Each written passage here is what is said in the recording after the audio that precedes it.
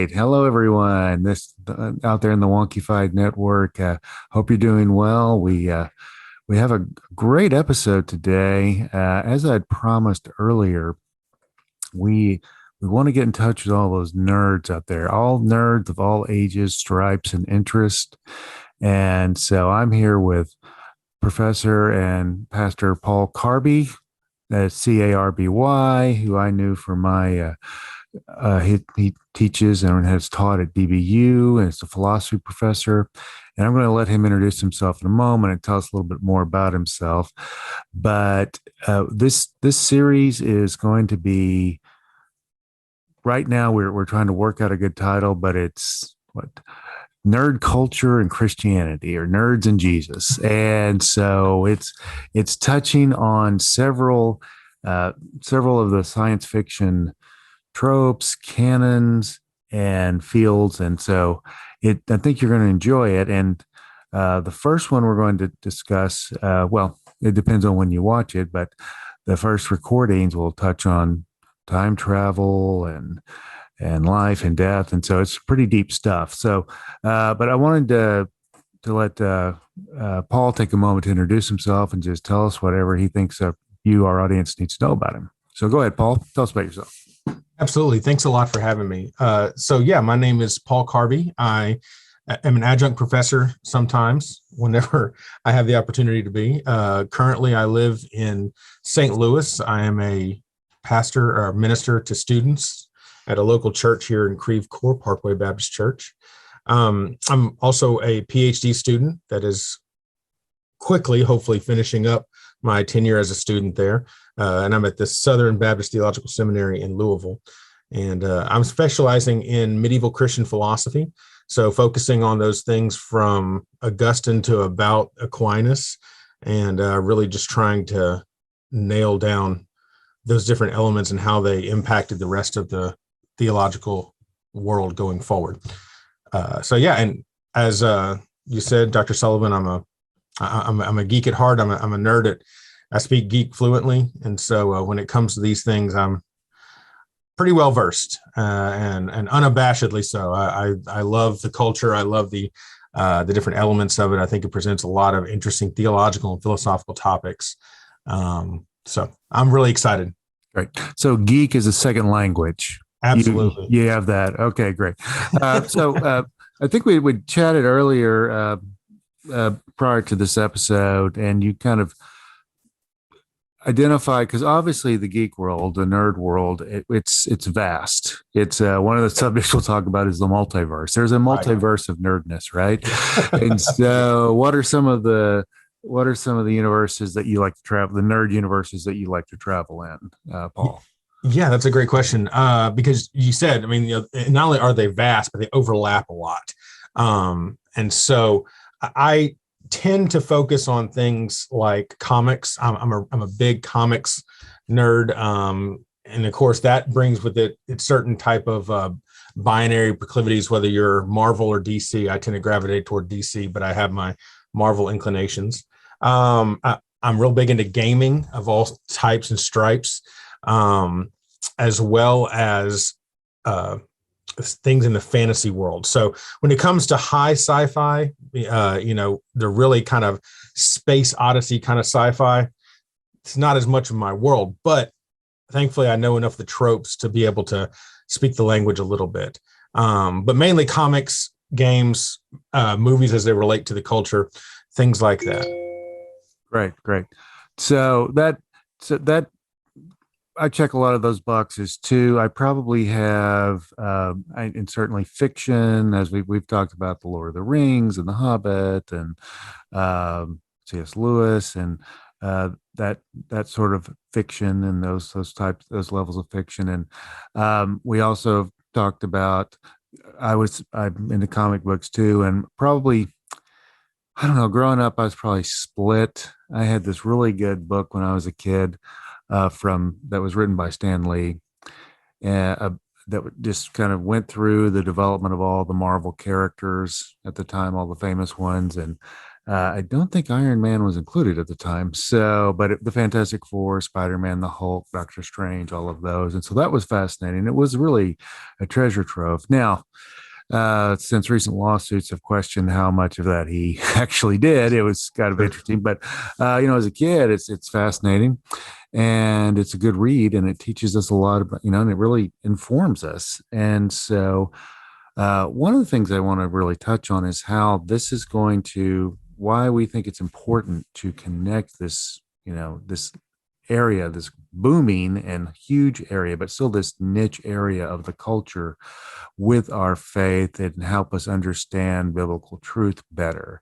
And so we've talked about some of the topics that are interesting to us. One of the ones I mentioned, uh, and I'll kind of just lay out mine as I've mentioned.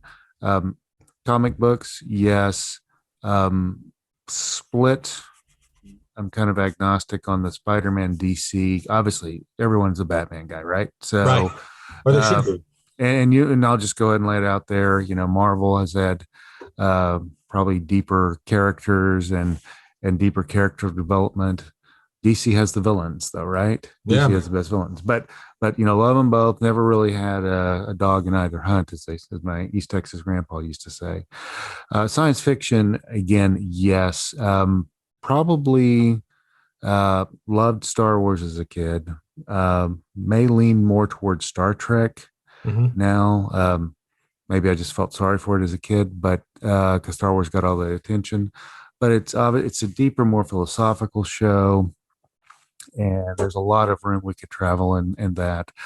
And obviously, and maybe the last three episodes of Star Wars have just soured me on it. But there just seems to be more in the Star Trek. But we can chat about both. There's a canon in both, and there's obviously it, there's cartoons in Star Wars that are really good. There's books, fan literature that's really good, and it's considered canon now. Yeah. So yeah, there's a whole lot of stuff going on there that we can talk about. And obviously, we can't talk about it all. And I also mentioned that I was in some of the origin stuff, the origin novels. Uh, the old pulp fiction of the past, and the Twilight Zone. And Yes. so won't go through the entire series, but we'll spend a couple of episodes covering some Twilight Zone episodes, right? Maybe 3, 4, 5 of those as we see fit. I've thrown a couple of titles your way, and we'll talk about those and talk about the writers and whatnot. So it's going to be excited. I'm excited, and I think we're both excited. Let me just, since you're and one of the things that's really good is you have more of the philosophical / theological side of things. How do you kind of see this coming together? How does this topic inform our faith, and how will this be beneficial to the audience to investigate their beliefs in biblical truth through, I guess, nerd culture truth? Absolutely. I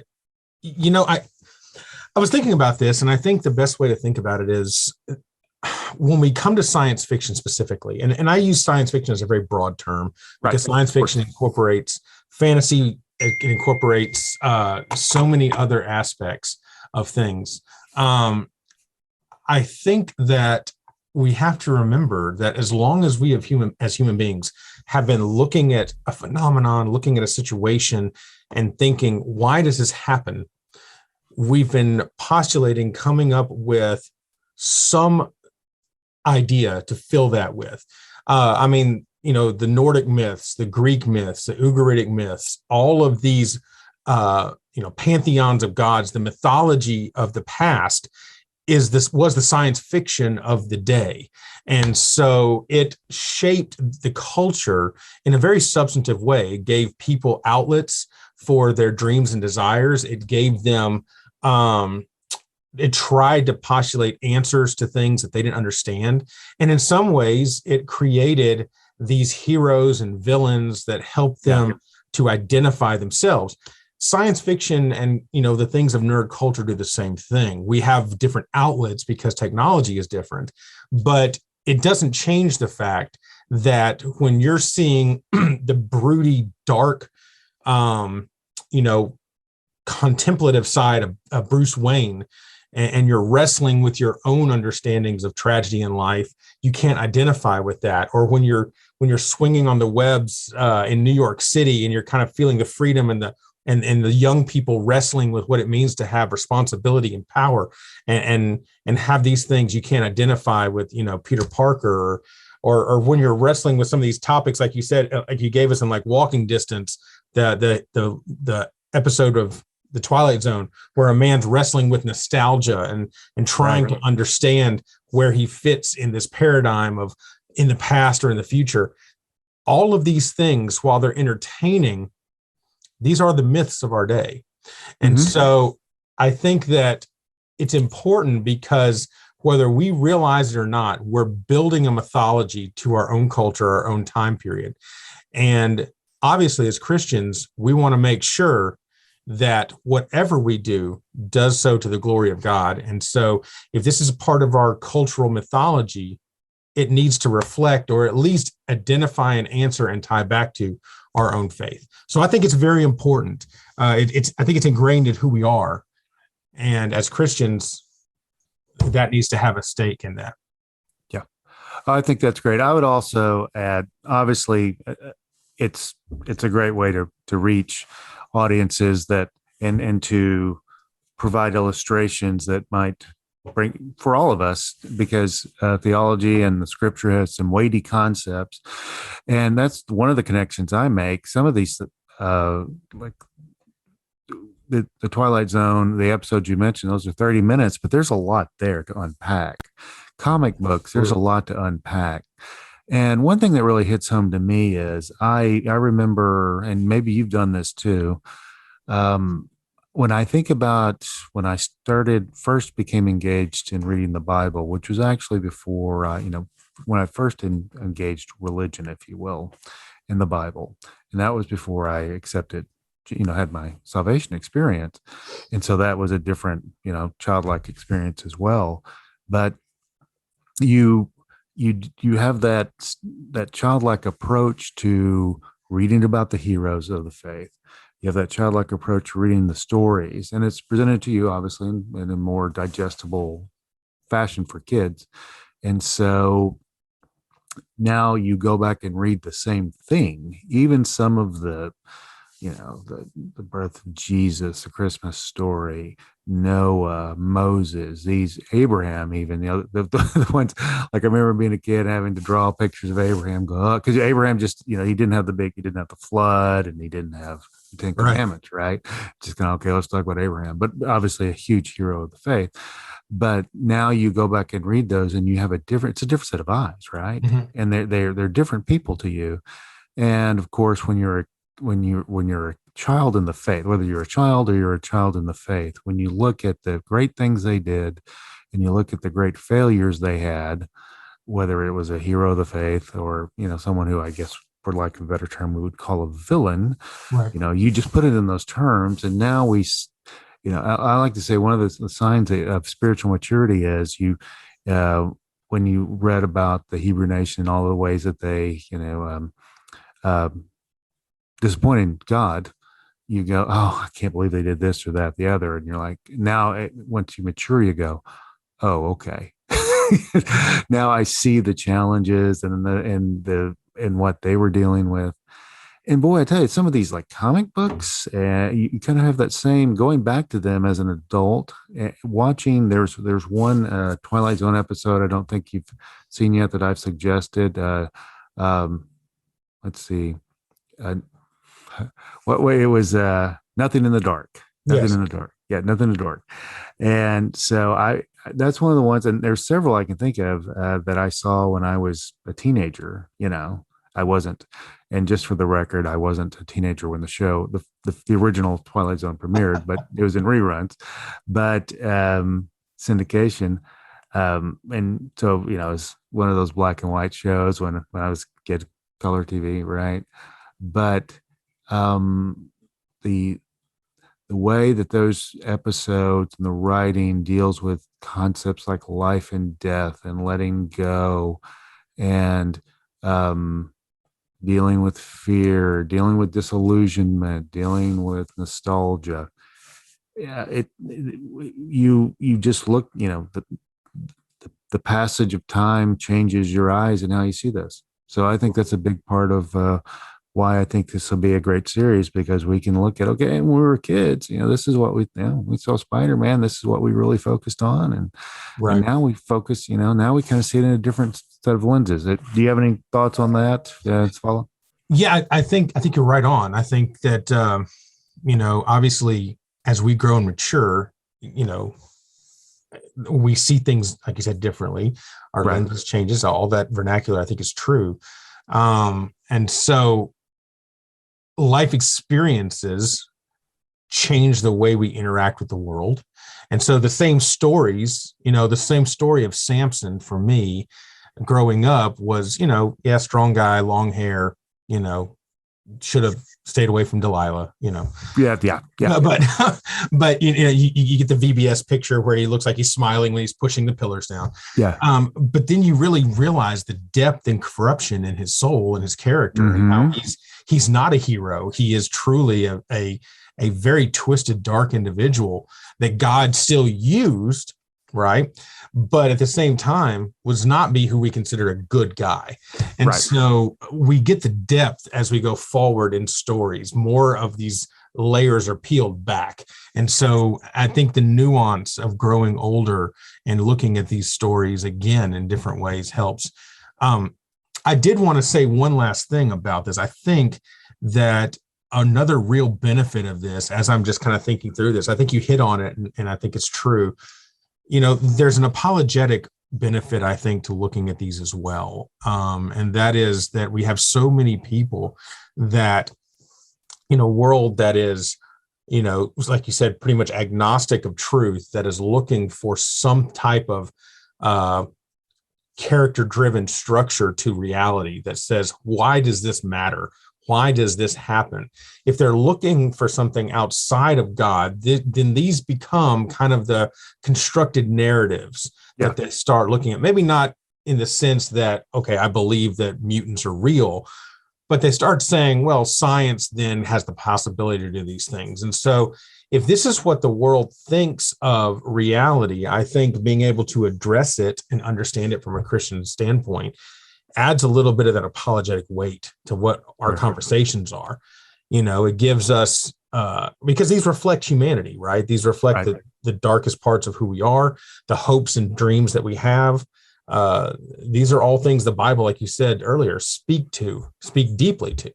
And so if we can find ways to connect those two, I think that's another part that adds another dimension to this and why it's important. Yeah, absolutely. That's absolutely, that connection's critical. And we look at there's this part of faith that is hopeful, and there's part of our belief system that there's dark.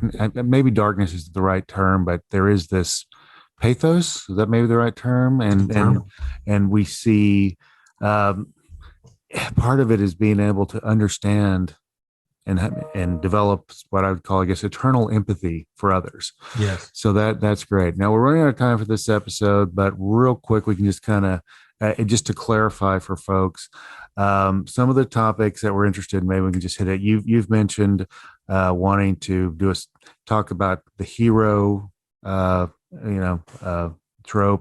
the multiverse, and time travel. Yes. And so, just for the audience out there, obviously we're going to be recording several episodes, and you can work through those as a podcast in what order you want. But next up for our recording is the time travel series, and it's going to be a 3 to 4 part series, depending on how we break it up, discussing God. And by time travel, it's time travel, but also God's relationship with time, and how time travel in fiction informs us of that. Again, mine, as I think I mentioned, death, life, and the acceptance of that, disillusionment, nostalgia, which are all related to aging and reason and logic, and how life changes us, but also how we grow in spirit and God. Any final words that you want to say to the audience before we end, and hopefully they move on to the next episodes?